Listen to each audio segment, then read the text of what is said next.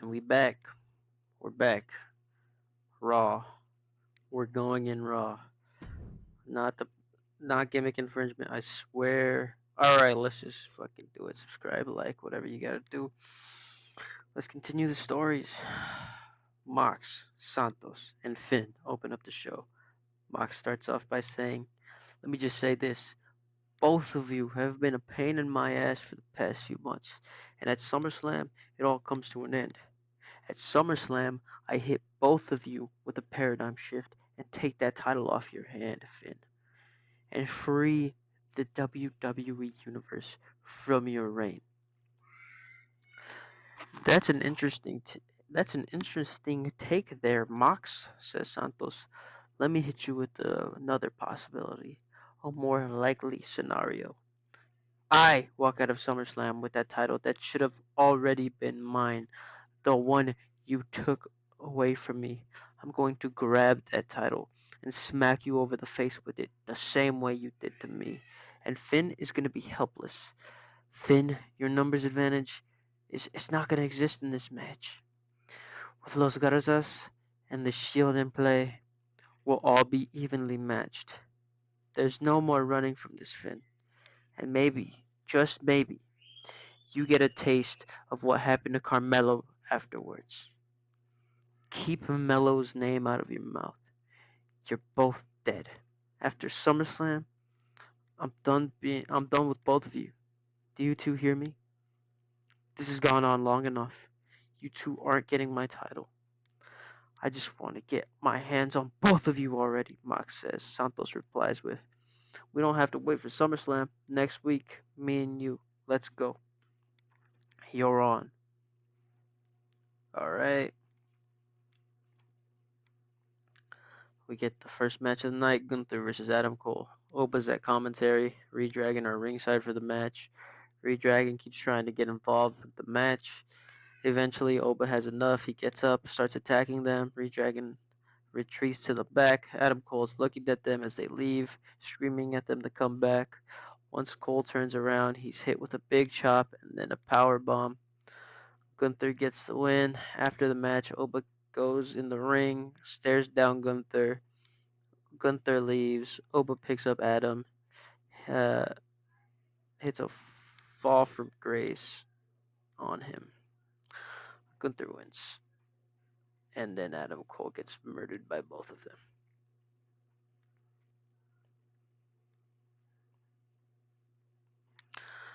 All right. We have a sit down interview with Bianca Belair. Kathy Kelly asks, "It's been a while since we've seen you around here. What's happening? What does the future path of Bianca Belair look like?" Well, Kathy, I have no idea. I don't know where I go from here. For the first time in my career, here I'm lost. I've done it all here. I've main evented WrestleMania. I've won championships, but I know what my but I don't know what my future holds. But I do know one thing. I know I haven't won Queen of the Ring, and it's coming up here soon. Maybe that's what my future holds. Off screen, we hear someone say, "That's funny." The camera pans, and it's someone we also haven't seen in a while. It's Rhea Ripley. The crowd pops. She says, "Well, you better pray that you don't match up against me then." And she walks away, and the segment ends. Then we get Julia versus Natalia. Julia wins. Obv- obvious, obviously. Roman backstage with Jay when they finally find Santos. And Jay says, "Yo, Oos, we know you have beef with Mox, but we gotta know, just so we don't honor a rigged promise at SummerSlam. Did the Undisputed Era tell you to get involved in that IC title match?" "No, man. My beef is with Mox and Finn. I wouldn't team up with them. You can keep you can keep that promise. I'll be on my way now." "Not so fast," Roman stops him. "You mess with us, you're on our radar now. And let me tell you, that's not gonna end well for you. Just ask my little cousin Solo how that ended for him." Santos laughs and says, I look forward to seeing what you can do. Santos walks away, and we see Paul Heyman walk in a frame and plead with Roman one last time. Please, my tribal chief. It wasn't what it looked like, I swear. I just wanted to get rid of him. No, you're not our wise man anymore. Get out of my face. They walk away. We see Heyman with tears in his eyes. He pulls out a phone and he calls someone. He says, I know you probably don't want to talk to me right now, but Roman doesn't want anything to do with me anymore. You have to help me. I don't want to be alone. I'll do anything to get back on your good side. Okay, yeah, I can meet you there. I'll see you in 30. Heyman wipes the tears out of his eyes and walks away. Pretty Deadly versus DIY. In a shocking turn of events, Pretty Deadly picks up the victory via roll up on Johnny Gargano. Oh, I fucking edited this match too to be a one-on-one. Oh, fuck. What happened? Did you like adjust your roster or something after you save the show? Okay, I literally went to edit it and it changed it back to a tag match, like automatically. Okay. Okay, whatever. 2K's just taking liberties at this point. Pretty Deadly win. Hell yeah. Go to commercial, come back. Backstage, DIY is icing up when Fraxium and NCR come up to him. Axiom says, I gotta admit it, guys, I'm impressed. Can't believe that Pretty Deadly beat the self proclaimed best tag team on the planet, DIY. Who would have thought? Hey, they are actually very tough competition.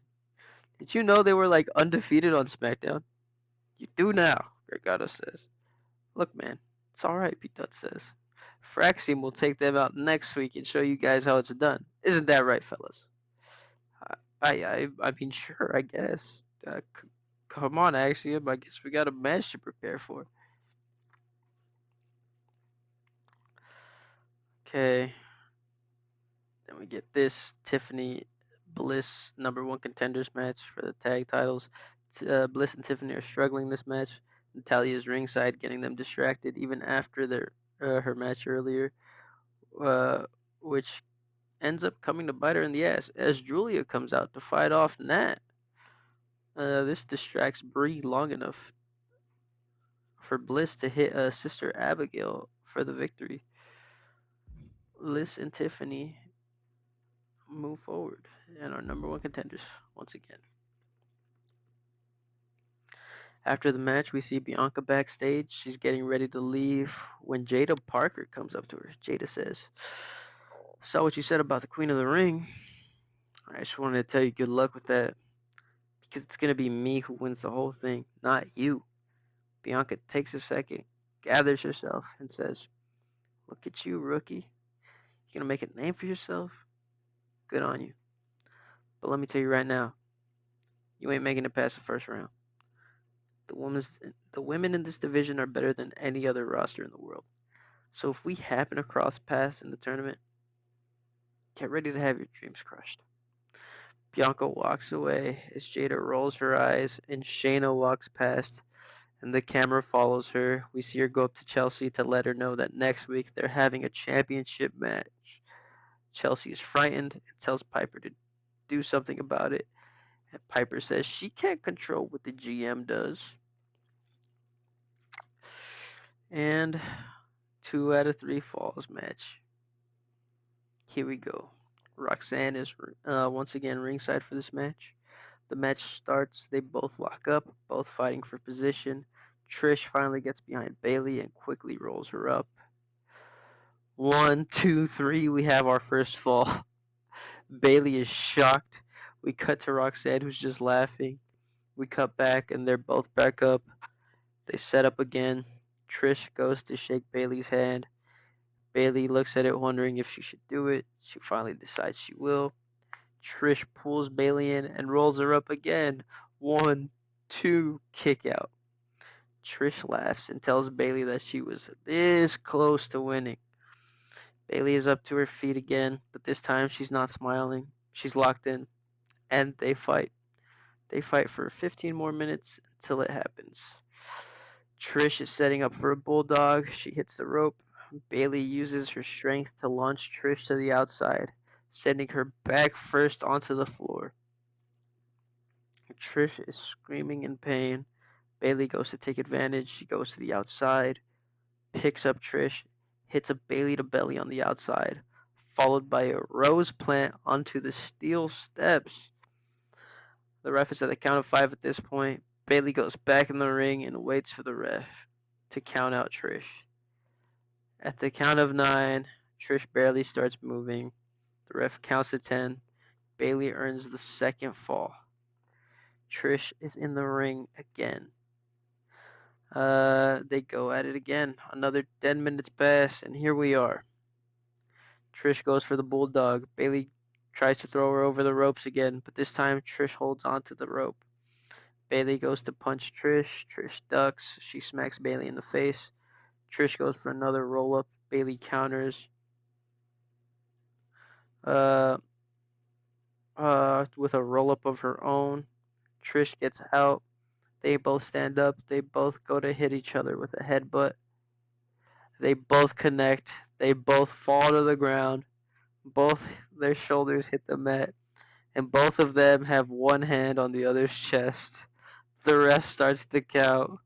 1, 2, 3. The ref says to ring the bell, but doesn't know to say who won. He just shrugs and tells them the match is over. Neither of these competitors can keep going.